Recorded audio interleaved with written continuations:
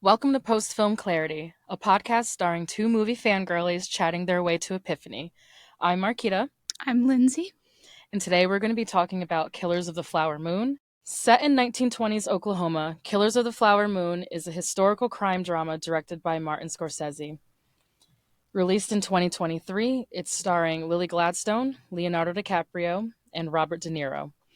Killers of the Flower Moon covers the true story of the systematic murders of the Osage tribe over oil, money, and land rights, centering around the marriage of Ernest and Mollie Burkhart. So we saw this movie together. Obviously, that is the premise of this podcast. We saw this movie together for the first time on October 20th, 2023. So almost exactly a year ago to the day. Oh, wow. I was thinking that we saw it closer to Thanksgiving. Well, we saw it twice. Right. So the first time we saw it was October at the AMC. Remember we went into the Dolby room? Yeah. Beautiful. A Martin Scorsese period piece, that's the shit you want to see in a Dolby cinema. It looked so good. It sounded so good. It was beautiful. It was haunting. It was breathtaking. It just brought a lot out. And then we had such a reaction to it. Then we went back on. Right. We went back on Black Friday. We went on Black Friday, like the fucking militant bitches we are, and we were like, "Fuck Thanksgiving, fuck shopping." Yeah. And we saw it a second time at the Alamo Draft House in Raleigh. Yeah. Surprisingly, though, packed house for both screenings. Mm-hmm.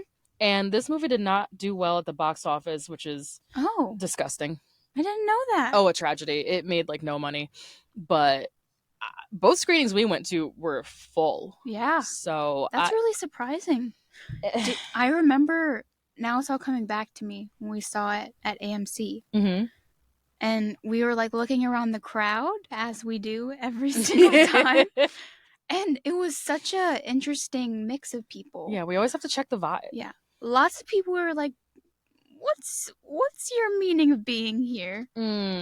Definitely. Oh, I remember now. I think that first screening especially because it was, I think, opening weekend. So no one had seen it yet. Yeah. And it wasn't on Apple TV Plus yet. And I think it was a lot of older white men who I think were like, oh, it's a Martin Scorsese crime drama. They're thinking they're getting The Departed or Goodfellas. And I'm like, no, bitch, you're getting a fucking history lesson. That's what you're getting. I don't think people knew what the movie was about, including us. Yeah, I was gonna say that applies to us as well. Yeah, because I had no idea that's what we were signing up for. Not at all. But for us, it was a much more hard hitting, positive response to it. I mean, I don't know how you call a movie like this positive. Yeah, but it radicalized us. That's what we're trying to say. Yes, it radicalized us. Yeah, it did. Yeah, this movie is incredible. If you do want to watch it, it is streaming on Apple TV Plus. For that is $15. If you have an Apple TV Plus subscription, it's free. Or yeah, you can buy it, but we try to do this in a way where you don't have to see the movie or buy the movie to just listen to us talk about it, because really this is just a framework for us to bring forth other concepts that the movie brought up emotionally for us. So you don't have to watch the movie. There's no homework for this podcast. This has been a year of these thoughts brewing in our heads. That's true. So first impressions, I know we saw the trailer together. And I can't remember what movie we saw in front of, but it was months before it came out. And we saw that one trailer and we were like, oh, I will be there opening day. It's a gorgeous trailer. It's so striking. And the music especially, it's percussive. But the first thing that really struck us was the title. Yeah. And I know you had a lot of thoughts brewing on this title and on the concept of a flower moon. So did you want to tell me what that means? Well, right when we saw the movie, I had just started my new job in horticulture. And I realized how much of a joke it is, American horticulture. And then I started reading a book on Indigenous culture, specifically with plant knowledge. And then we saw the movie, and I was like, this is actually meant to be. Whoa, yeah, because it's like what in the first like what 5-10 minutes they bring forth the concept of like the Osage connection to the land Yeah. and all of that, and like a little bit about what the flower moon Mm-hmm. represents. So, what do you mean by American horticulture is a joke, Um, as and it how does it okay, relate to indigenous culture? as it turns out, American horticulture is the direct result of colonization. Whoa, what? Oh Um, my god, no way. every single aspect of it is completely like indoctrinated, and I don't know, just very obviously not what the actual land was made for. Like counterintuitive to our climates, Yeah. and okay, I Yeah, see. basically like the absence of like native Right, because it's all gardening practices and that were like from like English settlers right. that know nothing about like the land here Mhm. and its true like properties. So the flower moon is the name of the full moon in May, the first time in the new year where the growing season begins Uh-huh. and flowers begin to bloom and scatter the land. In horticulture, May is a really important month, almost like a celebration of when plants first start to like really clock in for the year. My takeaways are this is the flower moon is really a representation of new life and new beginnings I for the see. year Mhm. because land and nature is community, like in indigenous culture. Wow. So you think that maybe that's what that title represents, like Well, right off the bat, yeah. because it's Killers of the Flower Moon. So Hmm. the flower moon is supposed to be like a celebration, a new year, a new growing season, new life. But this story is about what kills that new Hmm. life. Yeah. So in the beginning of the movie, they also refer to how the moon is this feminine energy. And that really ties back to not only like the sisterhood, but like the strength of the movie and like the resilience of Molly. Because this is a movie about Molly's story. Exactly. And I know that's a big change from the book as well. We did not read the book, but um, the book is more so centered from the white male law enforcement story. It's about how these hero cops come to this small little like native village and quote unquote save these people from being massacred. And it's detailing the formation of the FBI. So it's more of a traditional story, sort of like the Untouchables, or any of those cop stories from around that time. And the original script was more so adapted book, from that book's perspective of, the cop was a much bigger figure in the story. The whole FBI section was more prominent, and I guess Leonardo DiCaprio, Eric Roth, the writer, and Martin Scorsese all realized at some point, right before shooting, basically, that we've already told this story a million times. We I'm don't.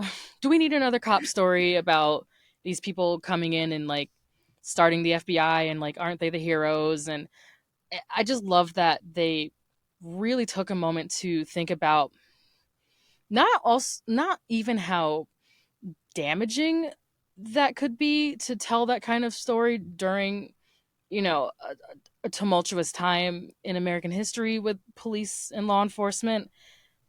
They really decentered the white men of the story and made the story about the victims, the the people who did survive this genocide, this massacre, instead of, oh, look at these cops who came in and saved the day. And originally, Leonardo DiCaprio was supposed to play the Jesse Plemons role. You're kidding No. me. I am so curious like what the thought like what was the process of deciding to flip the script basically? It's in a great episode. I'm going to recommend another podcast if you want this knowledge. There is a great episode with Eric Roth, who wrote the script, adapted from the novel. It's called Script Apart. I know you've listened to this Yeah, this I podcast have. I before. have. We're big fans of Mm-hmm. Script Apart, and Eric outlines his first draft of this script and how it was basically kind of more note for note what was in the novel, and then at some point production got shut down during the pandemic and they just scrapped it and started over because Leo, I think, was pushing to he didn't want to play the cop character and basically Mm, he wanted to play Ernest instead. mm-hmm. And they got that's Wow. when Jesse Plemons came into the story, and that's when they had cast the Molly character, and they were like, this is the story. It's Mm-hmm. Molly. It's not Ernest. It's Yeah. not the FBI. It's not King. It's Molly's story, and it's about Molly's legacy. And I thought that was so brilliant and so poignant, and it made it for us, I think, as young women, much more engaging because, like, I don't really care about like cop stories that much. I don't care about the FBI. Like, that's not as interesting to me as seeing this woman suffer and go through it at the hands of a person who's supposed to love her in a town that's supposed to be her safe haven. And when you realize what's going on in this story, especially within her own family, it's devastating. Yeah. It's heartbreaking, and it's such a more interesting angle to take on it, and I'm so glad they made that change. What did you think of that reframing? I I think it. I am so curious how Scorsese really decided to make that change because I mean he's so late in his career. Right, he's in his early 80s, I believe. Yeah, it's just it's really amazing on his part, like as like who he is to, say no, like we're doing this, like this is gonna be Molly's story. It's I don't know. It's I think admirable. Yeah, yeah, I'd agree. I mean, not that we're giving out, points to white Yeah, men for doing the right thing. That yeah, should be the norm, but it isn't, but like, unfortunately. And especially an 80 something year old white man of privilege mm-hmm, to realize maybe I take a different angle for the first time. I mean, this is one of the first movies he's made with like a woman lead in years, and an indigenous woman mm-hmm, the first time ever. And he's, this is, I wish I knew off the top of my head how many movies he's made, but it's well into the double digits. He's been making movies since, I want to say the early 70s. So to have that long of a career and to still be willing to try new things, tell new stories, put women at the center mm-hmm. for the first time in a long time, and really get into a culture outside of his own. It's not in New York. It's not about like Italians. It's a Mm-hmm. completely different realm, I think, than people are used to from him, and it's so effective. It was so beautifully done as well. Like, I mean, the movie is well like 3 hours, and Oh yeah, yeah. Oh, that's a really good point. it. This movie is long, I but you don't feel it. I think personally, every single minute just captivates you. Yeah. Like it doesn't leave you like bored Hmm.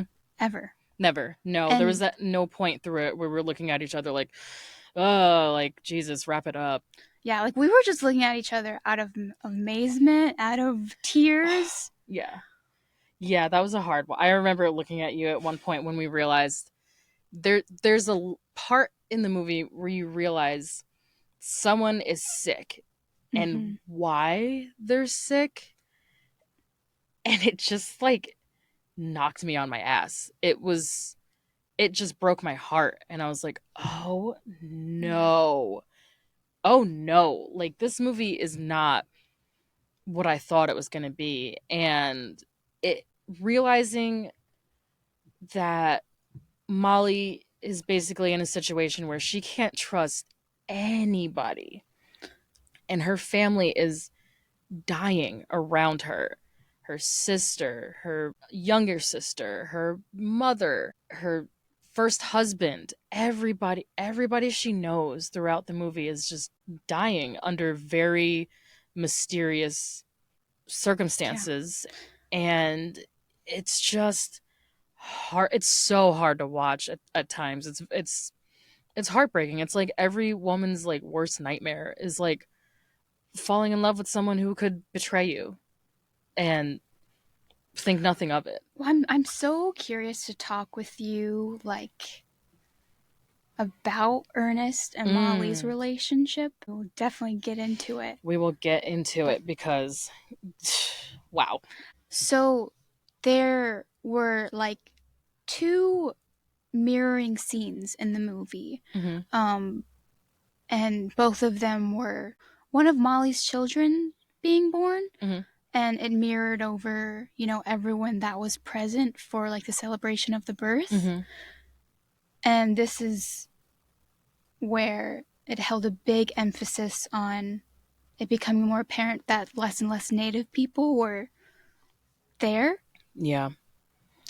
The movie is very subtly, and I love the way Scorsese did this without putting such a obvious kind of look at what's happening. He Yeah. just over time throughout the runtime, the background players, the people just around the town, every wedding, Mm-hmm. Molly and Ernest's wedding, then their subsequent her sister's wedding, then the baby celebrations, the funerals of her family members, whatnot, throughout the movie, over time, basically anytime you see them in public at a certain point, there's less and less and less Native people Mm-hmm. at those events.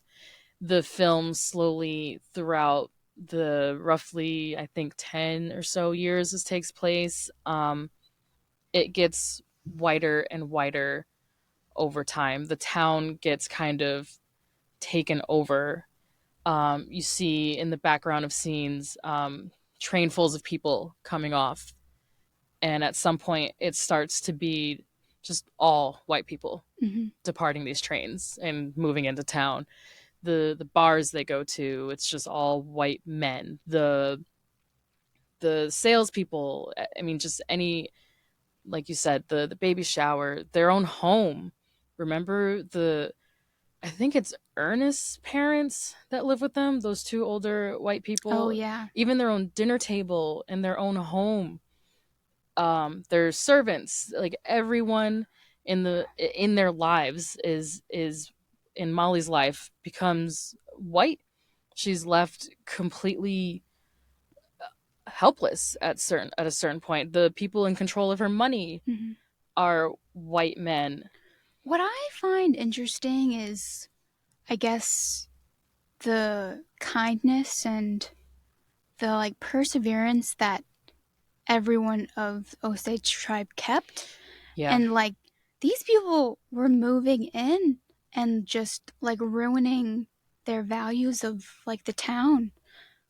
But they always kept like showed them kindness and like they were equal. And if it were the other way around, that just wouldn't exist. You are so right. That is such a good point. It really does say a lot about Osage people overall, but also just the, of their culture. Yeah. It's much more warm and welcoming, and like you said, connected to nature Mm-hmm. and openness. And the further and further into this movie you get, the more capitalist it becomes, Yeah. the more it becomes about land and control Mm-hmm. and politics, and that's not where it started, and that's unfortunately was a lot of these people's downfall, was just not playing that colonizer game, Yeah. not being part of these, you know, secret clubs and, working in banks and buying up property and then selling it to oil companies, and they just weren't a part of it. They didn't want to be a part of it at first, and then they felt like maybe they had no choice but to be. And it, I throughout the movie, this I think might have been one of my favorite like differentiations between like say Molly's mourning compared to like Ernest's mourning. ooh, talk about Um it. so and this was such a beautiful part of the film, but Molly would be, I mean I think it's within indigenous culture Mhm. to wake up with the sun, Yes. and over the film she would like slowly like start adding her children with her in the Hmm. mornings. They would go stand down by the Hmm. creek and like pray and Yeah, so beautiful just just stand in nature. with And the sunrise. hmm, But then it would flip to like Ernest doing crime ah, and leaving the bar, and just giving such an example of what is to become of the town because of all these nasty white people. yeah, no, that's I hadn't even clocked that until you said it, but you're right. They he did make it a point to show Molly's mornings Yeah. and her mother's Mm-hmm. mornings and her sister's kind of traditions, juxtaposed with Ernest and his uncle and all of their like white husbands in their town, and how stark the difference in culture was, Yeah. and how destructive the like culture of like white men, especially of that time, how destructive it was. Did you want to talk more about Molly's mother and her feelings on like their marriages, because Yeah. that was a big part of the story and a big undoing tragically for these women. Yeah.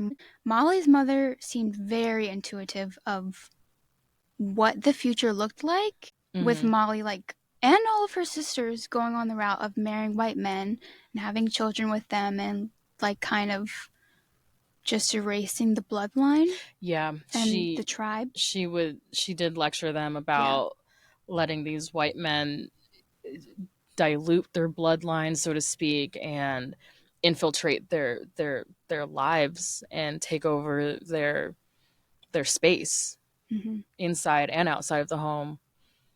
Yeah, and one of the I love talking about the scenes. Mm. There's so many beautiful scenes in this movie, but the owl. Oh, yeah. She, you're right. Molly's mother really, she knew what was up from Yeah. minute one. And I've I have so many thoughts on Molly's connection to how she actually viewed everyone, because throughout the movie, it's her town, but she so wholeheartedly Wholeheartedly. does not trust anyone, especially King. Yeah. And it's very obvious, but she's still, playing this role, Yes. and her mother's so against it.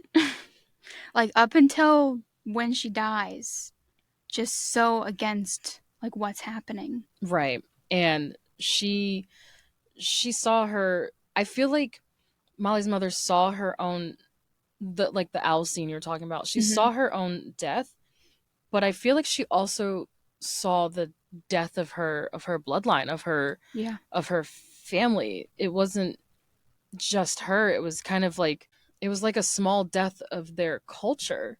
Hmm. Once Molly and Ernest got married, and then her sister, and they all were paired off with these white men, basically arranged by his uncle, by King Hale. They, it really, it was the death of the way, their old ways, and of their, what's the word I'm looking for, their safety, Hmm. their, it's like the big scene where they say, can you find the wolves in this picture?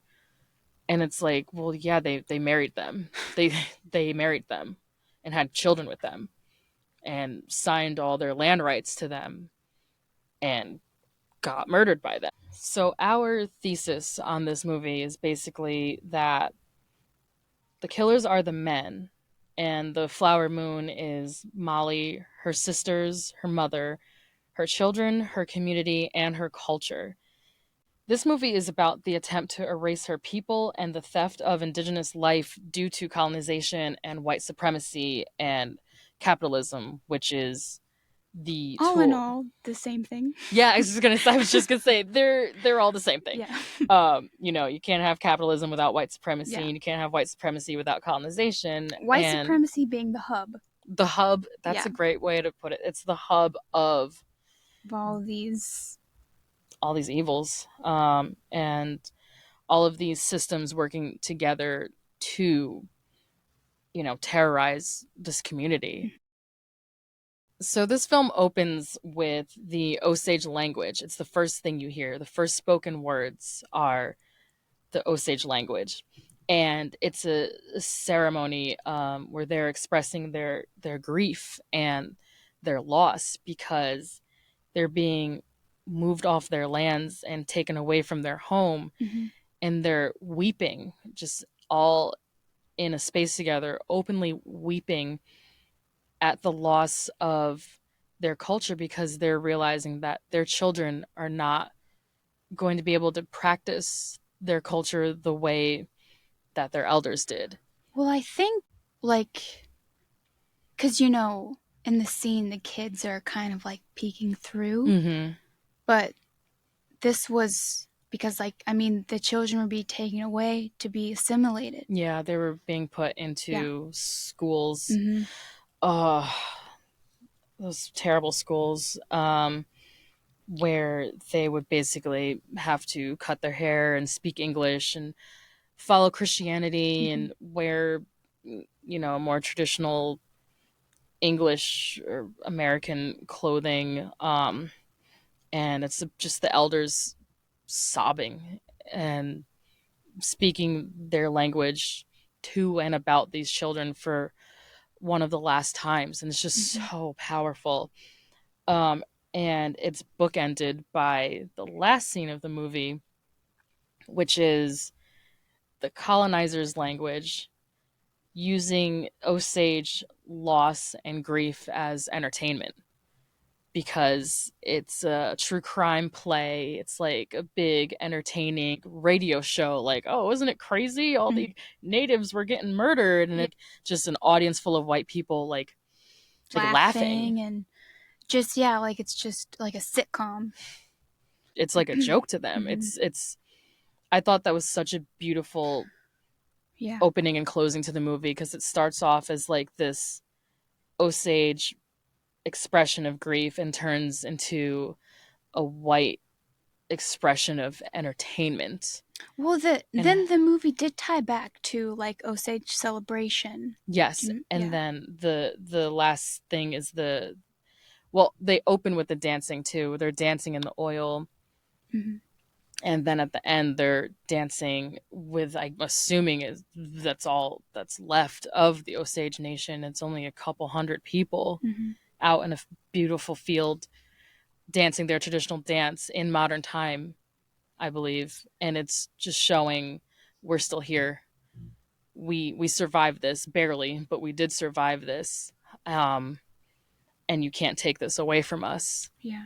I thought it was gorgeous. Well, I guess that because the scene where Scorsese finally, just like everything goes silent and he just walks in and reads Molly's obituary. Or because you know how, and I mean, most like true event movies, they'll have like a section where they like catch you up on everything that's happened since. Yes. And this was like the version in the movie, which I had never seen before. Like, you know how it'll always like just have a black screen and like yes, a title do like card. the true facts and stuff.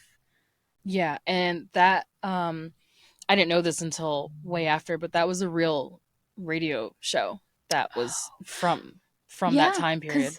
It talks about the Lucky Strike, Yeah. which is like They're like putting freaking cigarette ads in the middle of this like horrific story about this woman and her whole family basically being murdered and poisoned, and they're like, brought to you by Lucky the Strike. And Lucky it's Strike stacks is like in walking distance from us right now. yeah, we are down the street from the Lucky Strike plant in Durham, North Carolina.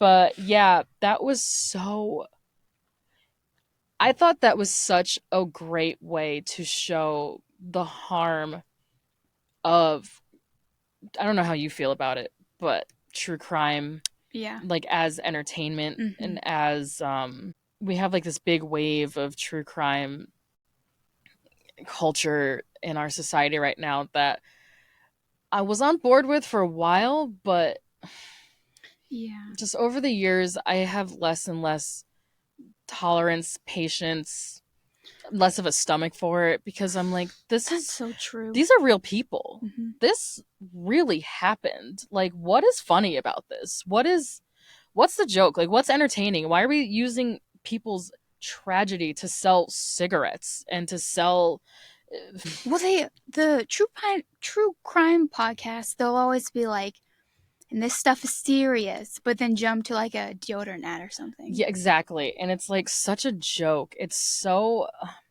I thought this was great commentary, and I think it does kind of show that Scorsese and Eric Roth and all of them like get it. They get that they're a part of that culture, that true crime serialization, the exploitation of these people and their stories to for entertainment. And I love that he acknowledged it and he in his own voice came out on camera and was like, I'm getting chills just thinking about it. When he stepped out onto the stage, I was like, not him himself. I didn't know he was in this movie. I had no fucking clue. I mean, I shouldn't be that surprised. He's in a lot of his movies, but this one, I just didn't see it coming. And for him to come out and deliver such a beautiful message and to tell Mollie's story outside of this movie and outside of this tragedy that she experienced and kind of just take that space to not just put it as like a black screen, like you said, a title card, and just be like, so she lived another 10 years, this happened, blah, blah, blah.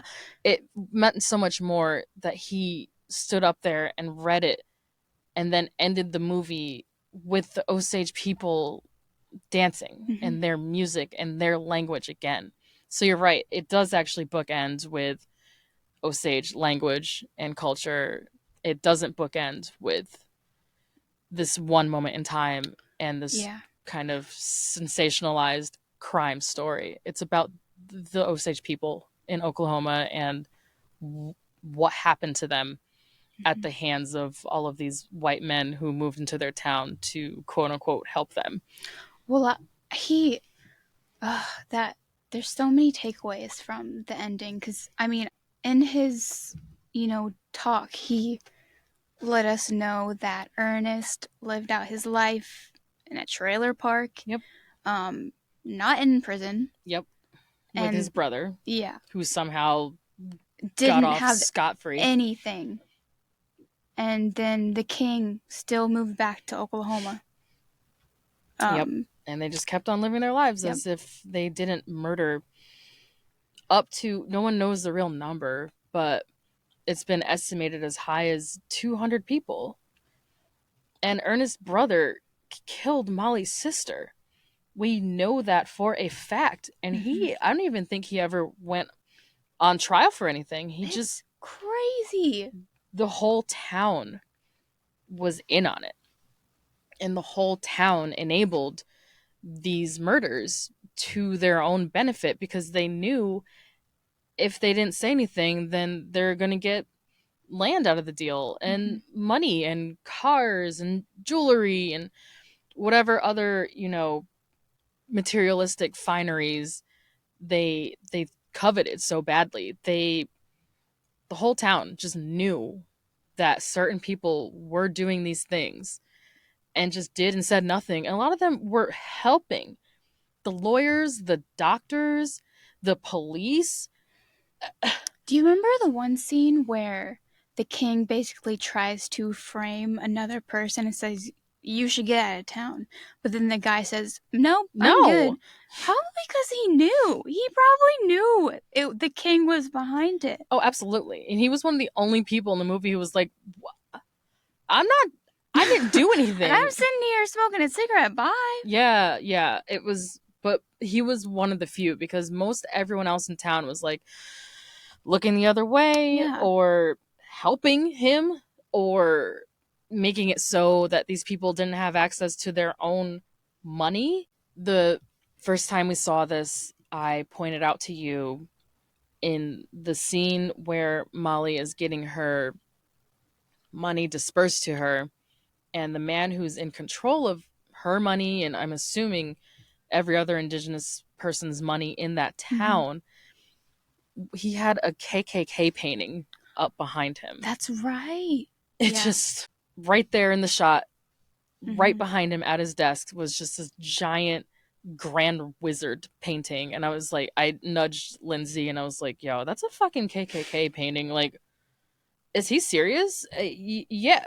Well, there was a lot of KKK stuff, Yeah. like just scattered throughout. Yeah. They definitely made a point to show Mm-hmm. like culturally what was happening in Yeah. Oklahoma at that time and how Hale used that to his advantage by trying to blame the bombings, one of the bombings that he orchestrated, by saying, "Oh, it was those black people from Tulsa who came over here and like, oh, did all this Yeah. crime." I'm like, bro, what do you mean? Like, I mean, you literally get to watch like white supremacy play out, like the history of it, which like that wasn't the intention of the film, like not to center it around that at all, no, but it was just so like obvious just because of how spot on the movie was. right, and that is, you're right. This movie,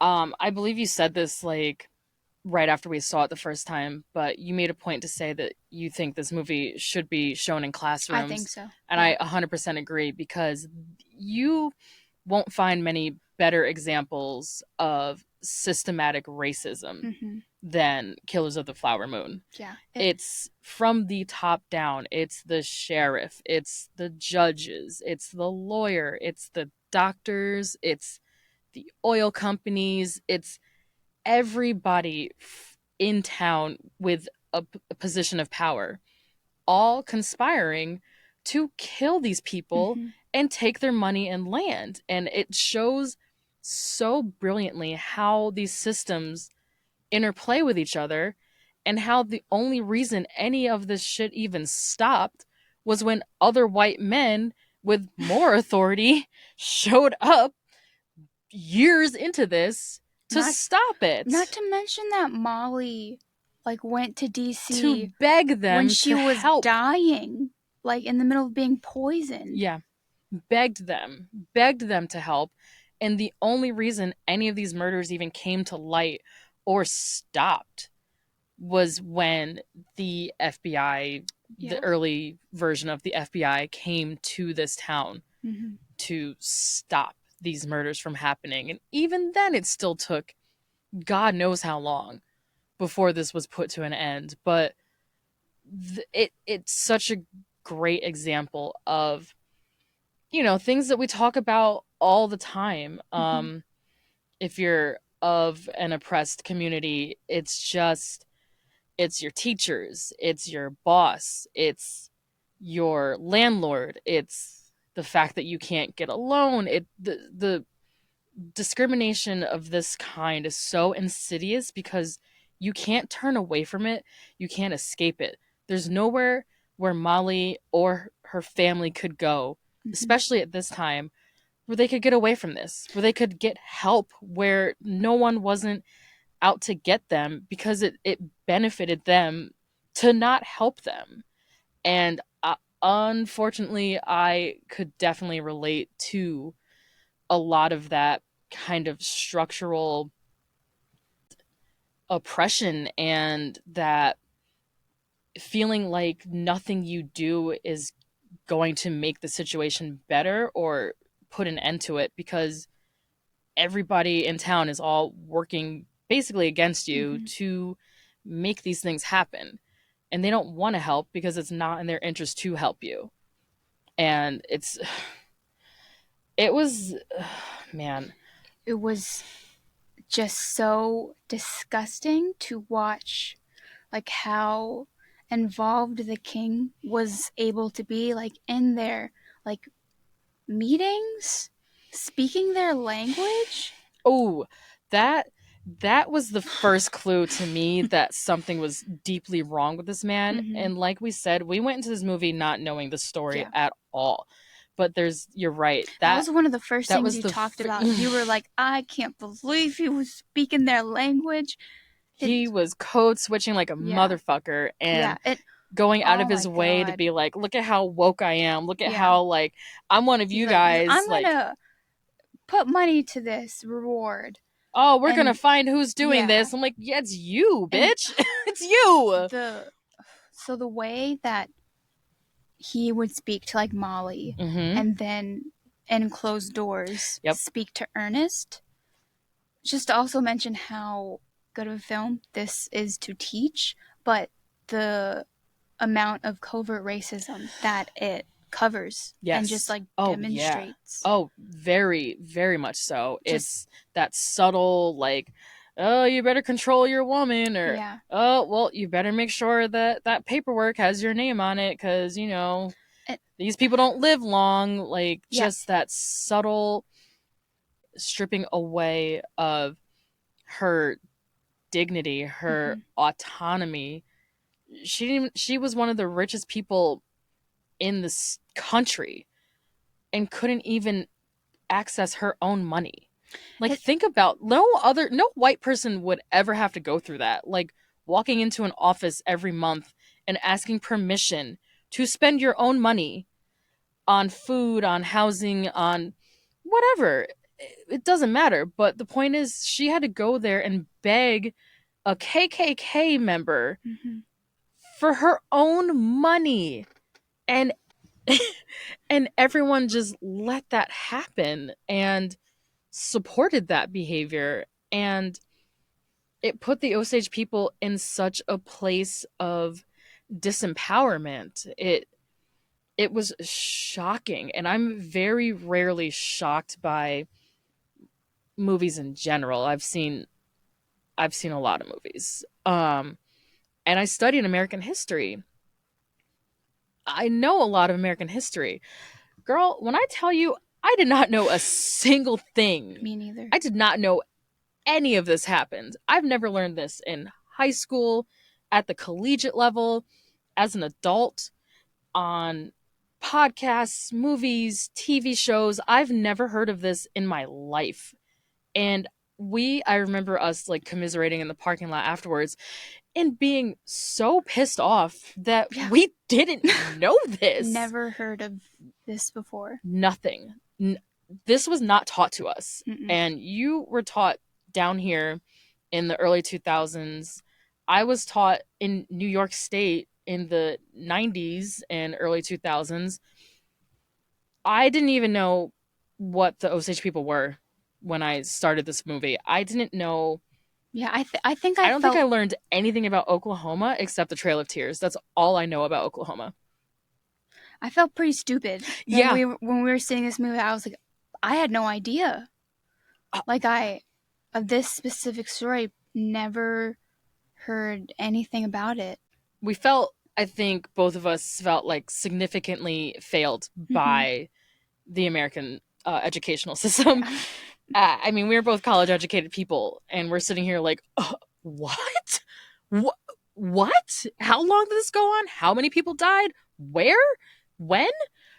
Such a big talk that people will do about things like this. It's like it was so long ago. Like No, it it was wasn't. not that long ago. No, it wasn't. There's still people alive that were like here when this happened. That's Yes. not a long time ago. Yes, and it's the same language that is used towards Black Americans when we talk about the similar Mhm. traumas and murders and failures of law enforcement and the educational system and housing discrimination, so on and so forth. Whenever we bring up the racism that we've experienced in this country for generations, it's always, oh, that was so long ago, but it's still happening and we're all still here. And I just feel like people cannot comprehend that this was all happening in the same time period as telephones, as color TV, as, you know, radio shows. Yeah. And, they're talking about things that we still have right now. Ernest to me is such like an oddball Mm-hmm. to the equation of everything. And I feel like a lot of people might feel that way. He's He, definitely, I don't know if he comes off totally scot free, but I did feel like he was given a little bit more of a sympathetic read. Is yeah. that I what you mean, he were? really is just painted to be an idiot. So I don't know if it's just because Leonardo DiCaprio acted in this. And I mean, he's a great actor. And I like just so easily confuses the audience about Ernest. And I mean, again, this isn't the intention of the film, but it really goes to show how, I mean, white people become their own worst enemy, Mm-hmm. like under capitalism. And he represents the person who is become of white people in American society and Mm. like of the town. Like he was so deep in the game of that he's in this superior role where he's eventually going to get this money, but this role never benefits Ernest. Never. You're right. It's I mean, that is a great point. So there is this really famous quote. I don't know if you know it. From President uh, LBJ. Um, this was during the civil rights movement. He succeeded JFK when he got mm, assassinated. So he came into office under the JFK assassination. Vietnam was raging, and the civil rights movement. Turmoil, like one of the most tumultuous, painful, deadly times in American history, right? And he had this very famous quote about how if you can convince the poorest white person that they're better than a black person, then they'll still align with the rich white people who don't give a shit about them either, yeah. as long as they're better than better than someone or Mm-hmm. something. It doesn't matter. But I feel like Ernest fits that role perfectly of Yeah. like, you don't realize that he doesn't care about you either. No. He is using you Yeah. to basically murder your wife's family and your own family and friends and what have you. And you're just a pawn to him. Yeah, I mean, he was just there to do the dirty dishes. Oh, I 100%. think King immediately saw how silly and how much of a I mean, really an idiot. How Yeah. much of And also and how greedy he yeah, was because he just yeah.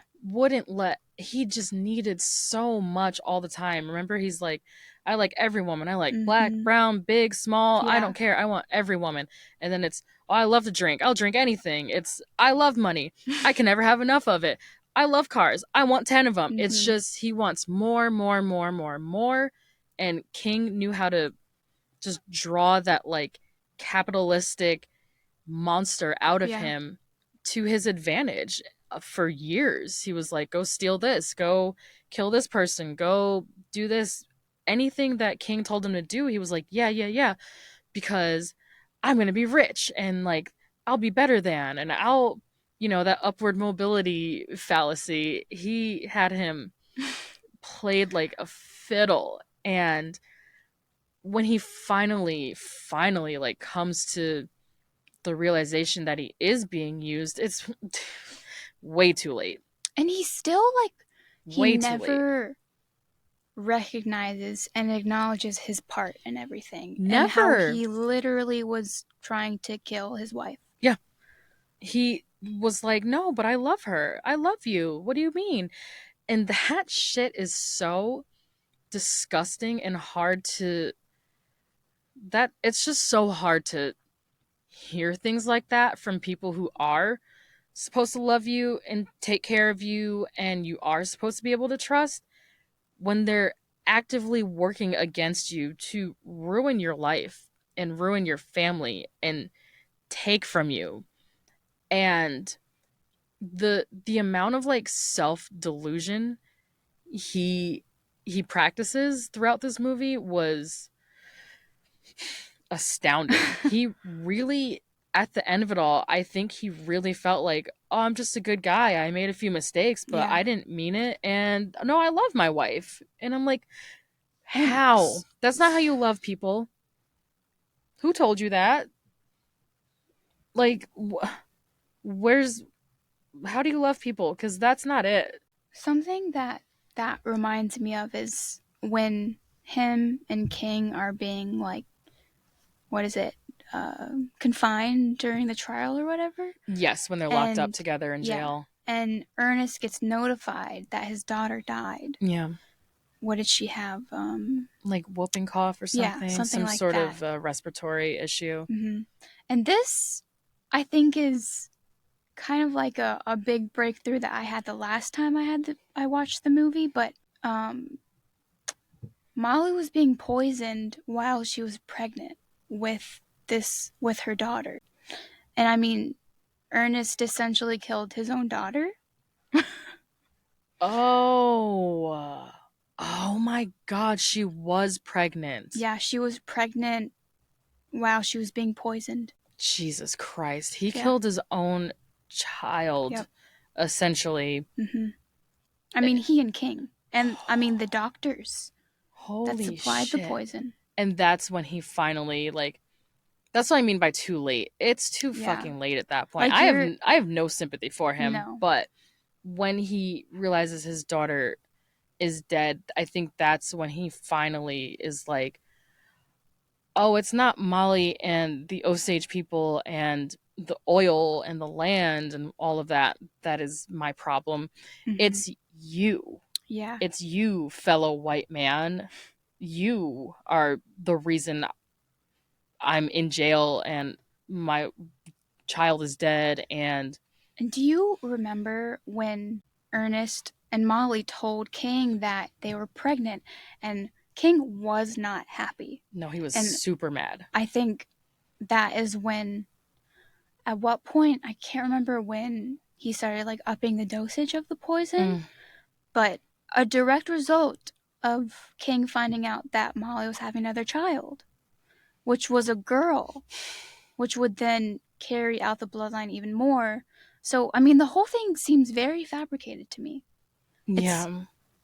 He, I know you spoke on it earlier, but it is good to tie it around again to that concept of killing women specifically and mm-hmm, killing life bearers yeah, and killing your future, your bloodline, your legacy, mm-hmm.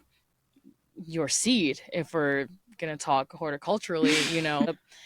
It's the title is just so brilliant because it's The title encompasses so much of the movie. It is brilliant. yeah, and excellent foreshadowing that Yeah. if you know what a flower moon is, I mean, I'm sure you were more clued in than we were, but I didn't. Like I said, this movie just knocked me out, and it made me feel so like Mm-hmm. rageful, Yeah. and it brought up a lot of past experiences I've had being in interracial relationships, and that how hard it is to trust a white partner, especially if it's a man. There's just always, it's hard, but there is always deep down like that fear and that hesitation because it's like, would you do something like this to me if you Yeah. could? It would you like I have been like utterly betrayed in past relationships, just blindsided by behavior wouldn't even ex I wouldn't even know to expect. Just I had no I wish I could bring the naive me back. She was I miss her, but just being so naive and so trusting and so well, I love this person and this person loves me.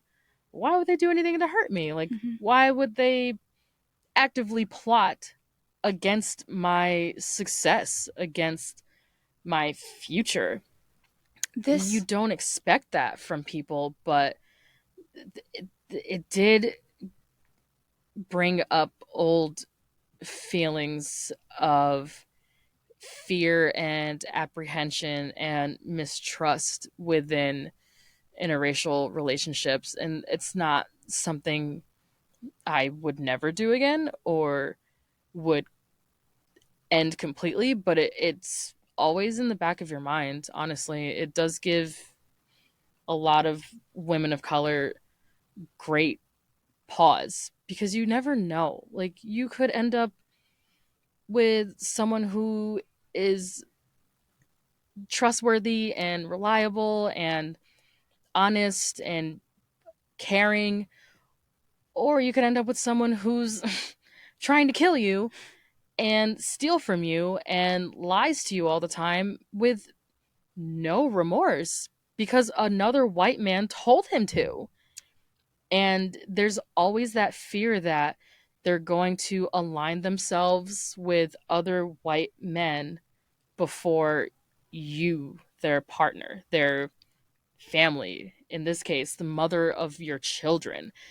That it just activated like such an emotional response in me. And like, I think, like the modern kind of fantasy version of it is Get Out, Mm-hmm. where that's like the worst case scenario of what can happen when you're like dating interracially and you're meeting your partner's family for the first time. Yeah. Well, it feels like it's always the ones to watch out for where they say, like, oh, I voted for Obama. Ooh! I would vote for Obama. And the King's version of I voted for Obama Yeah. is, oh, I speak your Yeah. language. Well, Oh, I'm one of you. I come to the meetings. And it's like, yeah, why? Why are you here? what you're, what you're talking about, this experience, you were really just watching what you've gone through, like through Mollie's perspective. Oh, yeah. Wow. Yeah. Yeah, just luckily my experiences didn't lead to death or marriage or children. It ended way before that, but just not knowing that your partner has your back and can be trusted Mm-hmm. and isn't a racist. It's such a bad spot to be in, and it's so hard to recover from too. Like, it really just brought up a lot of bad memories of accidentally like dating a racist or being put in situations where I'm experiencing some sort of you know supremacist behavior or treatment, and my white partner is just sitting there like, oh well, was I supposed to say something or do something? Like, well, I mean, you're strong, you handled it. Mm-hmm. And it's like, that's not the point. That's not the point. And Ernest is such a representation of like the quote unquote like nice guy Yeah. who just is an actual demon Just a monster. and has no accountability for anything that he's done to hurt his family and himself. He just can't, he never really acknowledges that he did anything wrong. And that is another like deep seated kind of behavior of a lot of white supremacists people and organizations, is like they just never want to admit that they're wrong, or that they hurt a lot of people and damaged a lot of families and a lot of legacies through their behavior and through their systemic discrimination and oppression and extermination of groups of people. And this movie was so emotional. Every time I view it, I think I cry, and it's a lot to think about. And I cannot believe that an 80 something year old white man made this Mm-hmm. movie, and I think an 80 something year old white man wrote this movie.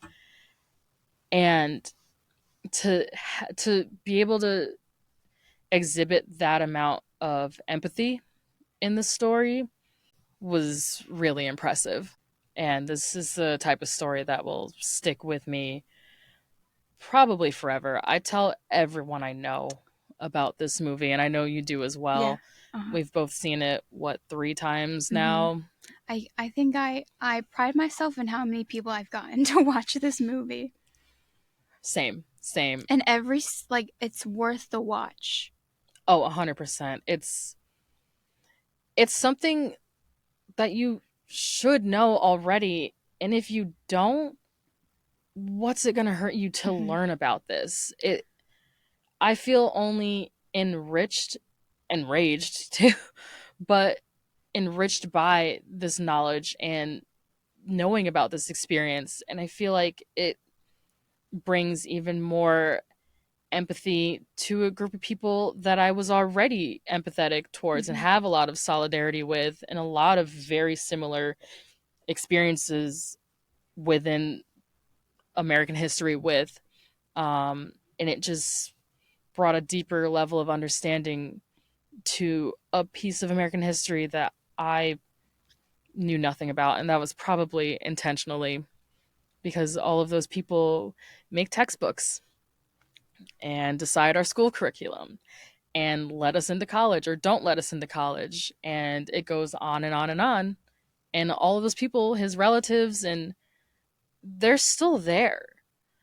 The pioneer woman is one of those people. Oh, right. Oh my Yeah, god. the cookbook lady, Yeah. whoever the hell she is, she's one of these people.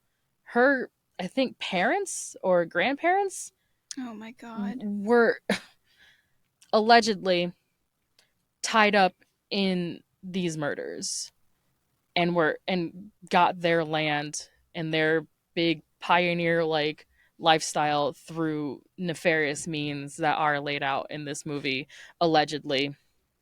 Can I just speak on how many gardening practices that I feel like it's generally like looked at as like something that white people created, but so many practices are indigenous agricultural practices that white people have stolen. Yes, absolutely. Do you have any examples? Crop rotation, Oh, that is an indigenous agriculture I practice. did not know that. Yeah. And then as soon as like tobacco production started to move in and just like monoculture bullshit that ruined the soils, and now we're having to go back to these like early practices that were not ours Right. to like try and heal this awful mess. Right. Um that so yeah, the that is a direct line from colonization to the Dust Bowl through agriculture and horticulture, because those practices that were being performed in early American agriculture caused the Dust Bowl, because they were not rotating crops, they were not planting the right crops at the right Mm-hmm. time, they weren't treating the soil correctly, and it all just dried up, blighted, turned to dust. And again, you cause your own destruction. Like, all of those mostly white pioneers and settlers of that time period were dying because of shit that other white people were doing, because you refuse to acknowledge the cultural practices of the people who were here before you that know the that land knew and the know land. how to respect it and treat it. And most of them, because of white supremacy, are dead. All of that knowledge dies with them. And it's so harmful to us in modern day with climate change and everything that's going on right now with our food production. You're Mm-hmm. right. I think to circle back to Molly, I just want to say anyone who is like questioning why she like continued to stay with Ernest, I'm shutting it down now because she and her family were just trying to survive. We're not victim blaming here. No. The, that that's a good. That wasn't even a question in my mind of, oh, why'd she stay? Yeah. What the fuck else was she supposed to do? Where is she supposed to go? She couldn't even take out her own money and move. Mm-hmm. And move her whole family with her. Where are they going? They don't have jobs. They don't speak the language. Like, where are they going? It just really, it was so uncomfortable and claustrophobic. And Scorsese did such a great job representing that claustrophobia and that sense of being trapped and surrounded and more surrounded over time through just his visuals, Mm-hmm. to tell Mollie's story and not Ernest's story, not Hale's story, not the police story, but Mollie and her sisters. This was a big sisterhood movie as Yeah. well. And Yeah. I think one of the maybe only parts of joy in the film is when she was with her that is sisters. so true.